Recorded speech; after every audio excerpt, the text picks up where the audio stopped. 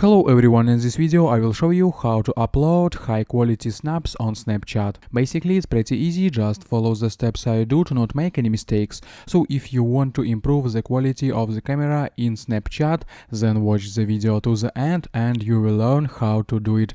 So first of all, go to the phone settings, scroll down and find the camera. Then we need to select video recording, and as you can see I have not chosen the best option. To improve the quality of the camera, we choose 4K at 50 fps, and this will make our picture smooth and high quality.